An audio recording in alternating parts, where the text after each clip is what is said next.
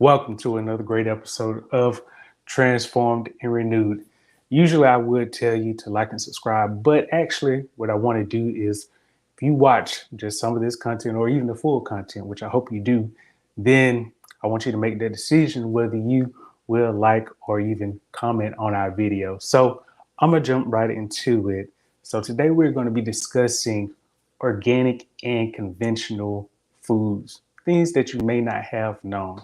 And so when it comes to this topic, which has been going on for over years, you realize that one side may tell you information, and so you may lean towards that side, and then another argument could have you just saying, okay, I'm just going to do whatever. But I just wanted to share some information with you because I usually like to just get the truth and not kind of get information from here and there, but to really just share the truth with you, because some people actually get fearful when they hear certain things about food and the things that can happen with your food, and just thinking about what could happen, even when you look at news. And I think the news anchors actually do, not to say they do a great job, but they have pretty much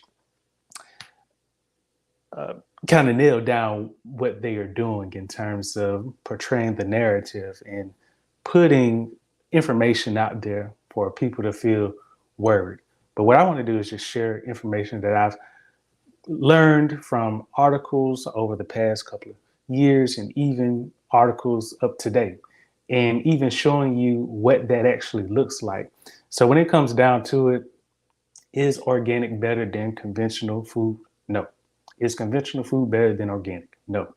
So in case you ever wondered, it is pretty much a no for both. They are pretty much equal.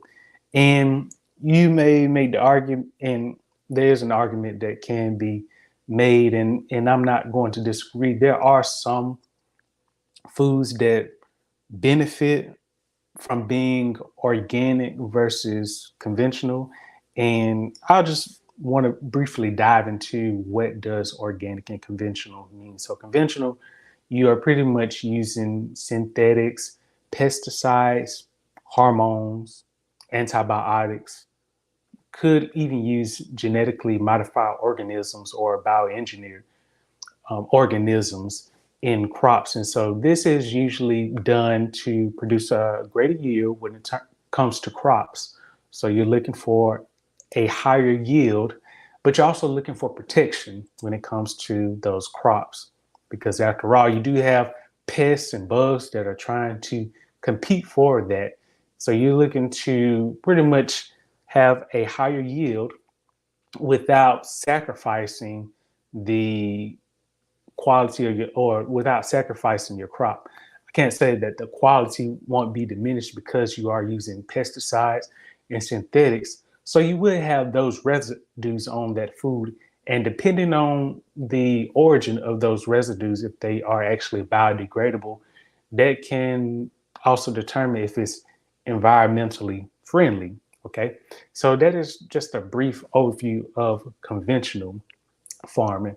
When it comes to organic farming, this is basically farming before the technological advancements. So today you may see tractors, different types of tools and methods that can actually speed up the farming process. But when it comes to organic, you're not using any synthetics, pesticides, growth hormones, or even antibiotics, or even GMOs. And so this is pretty much taking a manual approach to providing you with wholesome quality food. Now, you would think just hearing that organic, man, this is going to be nutritious, this is going to be healthy for my family. We are going to buy up some organic foods. But I would just tell you straight up that that is not, it hasn't been shown scientifically, okay, to be that way. But many people who have been led to think that organic is quote unquote healthy and safe. In actuality, when I look, and I've actually looked at the numbers myself, being in the store shopping for groceries, I can actually tell you that there is not much of a difference, even when it comes to the vitamin and the mineral content which is displayed. Now, we know, of course, that when it comes to foods, there can be a host of vitamins, minerals, and even phytochemicals that we may not see, but that is also present. But again, there has not been any significant difference. And this actually comes from, again, research. And so the notion again when it or when it, again when it comes to organic foods, this is pretty much taking a holistic approach.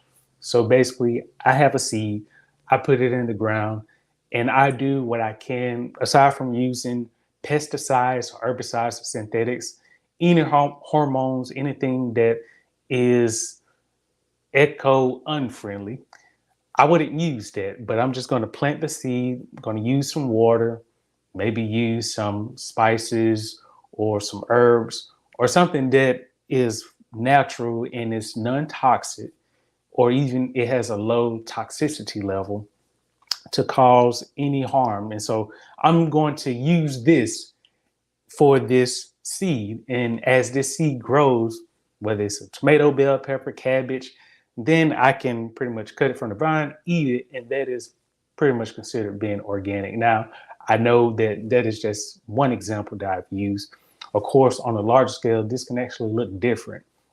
So again, when we think about organic versus conventional, I won't say that again I will say that they do have a similar balance, but I will say in some categories organic can prove to be a lot better.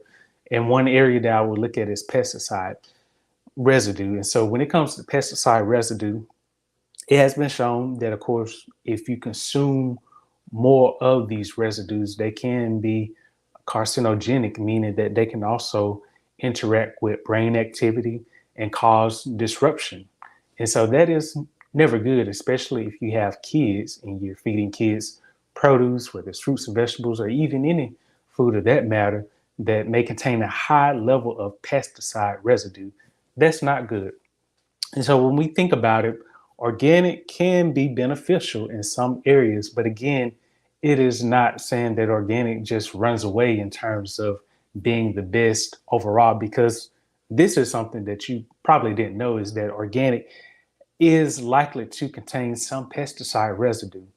Now you may say, how is that possible? Well, in actuality, when you think about it, if you have a farmer and the land is on, whether you have a greenhouse or even if you have land that is sharing the same, whether it's organic on this side and conventional on that side, what happens is, let's say a person is spraying pesticide residue or a worker is spraying pesticide residue.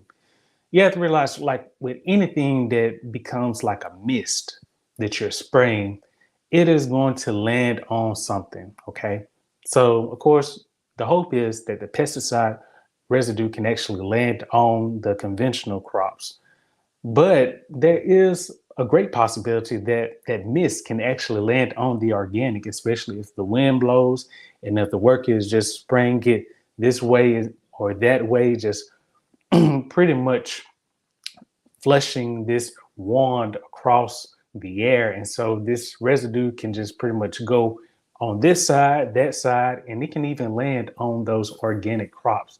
And so what many people don't realize is what actually happens from the time that this organic crop is actually cut up or pruned and it's actually shipped, distributed to the store, and then you can actually buy it. What actually happens? What does it go through? Because again, what many people may not realize is you never know. It could be manure on that organic produce. It could be bacteria. We don't know that. And so that's why it's important, whether you do organic or conventional, to wash your vegetables or even your produce, especially making sure that you rinse it off thoroughly. Don't just take for granted that, yes, this spinach or this kale has been triple washed. That is not true, because when I bought some kale or even spinach mix a while back, I realized that it hadn't really been thoroughly washed because I saw a mosquito in the bag. Like, it wasn't a small mosquito, like this was a big mosquito. And this was actually housed within the leaves, and I wouldn't have seen it even when I was in the store. So it took me going through a couple of spinach leaves because it was actually within the spinach. And so things like that you don't really see or even know. And this was actually an organic spring mix. So when it comes down to it, again, when you're thinking about organic and conventional, there's no clear difference. Now, I will say, a person may say, well, what about the soil quality, the pest and weed control, the use of additives? Again, one may have an advantage in this area, but again, when you compare it across numerous trials, they actually are balanced. Okay. And so I will say that in that regard, the main advantage, if any, that organic has over the conventional means is that less pesticide residue. At least when I was looking at a research article, it actually showed that about, and actually what I'll do is I'll show this briefly to you because I do want you to see this. And so let's see. Yeah, there we go. Yeah. So this was an article that I was actually looking at. And this was actually a good article. I think it actually came out this year, 2023.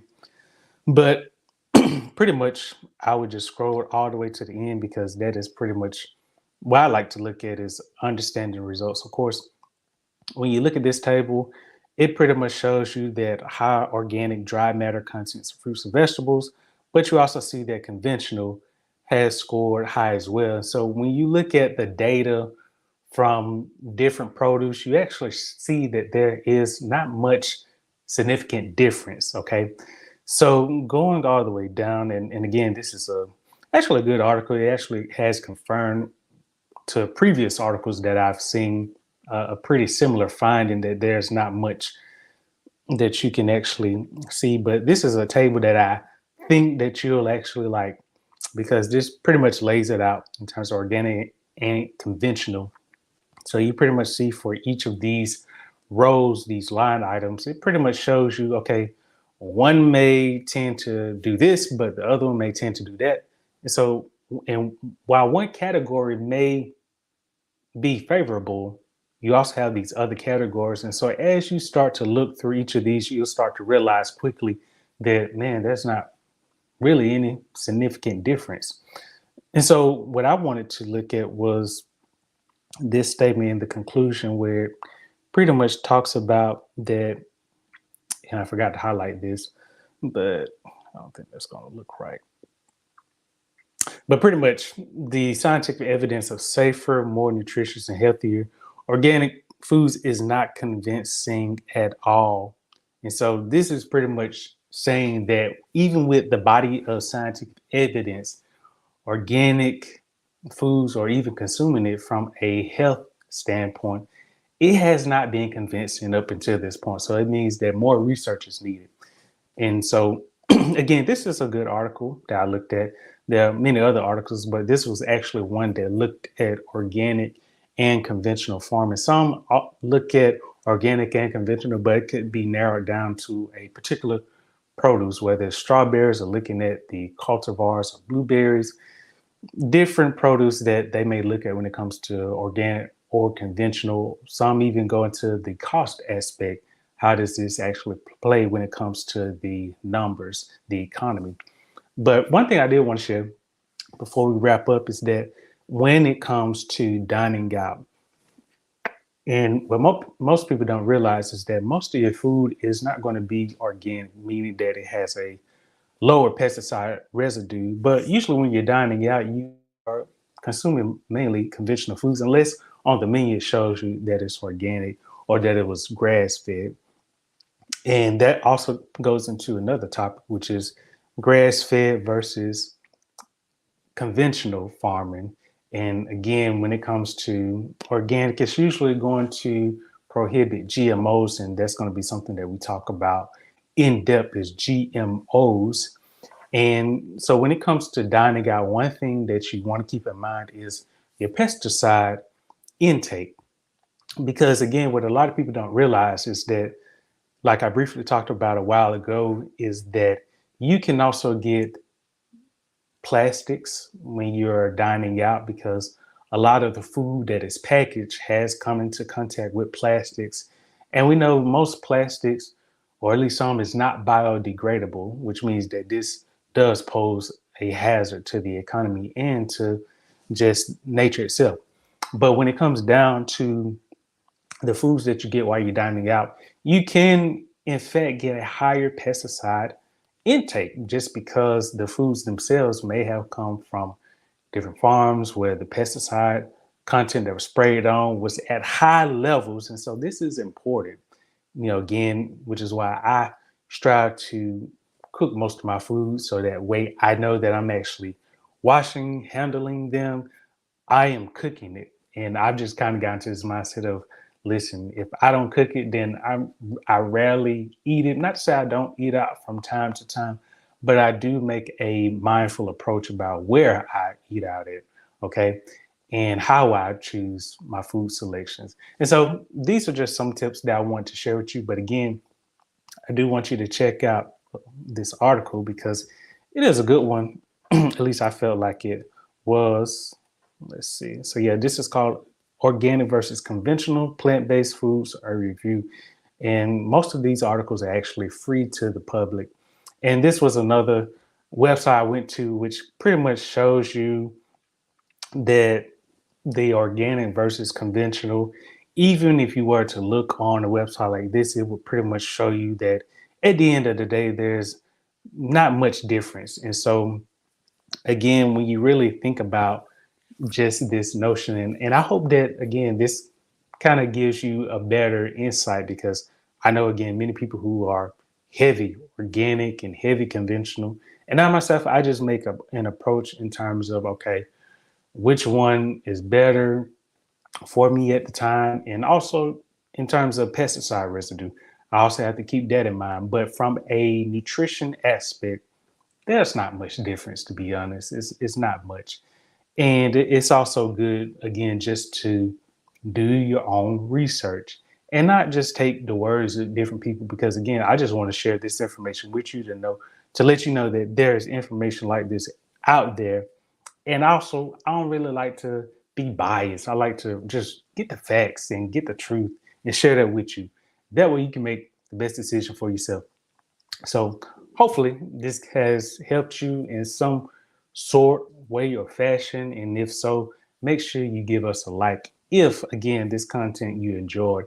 And so till next time, family, I hope you enjoyed our content, our videos. Make sure you stay tuned for more informational as well as engaging content. And feel free to drop a comment at any time. Till next time, I will talk with you soon.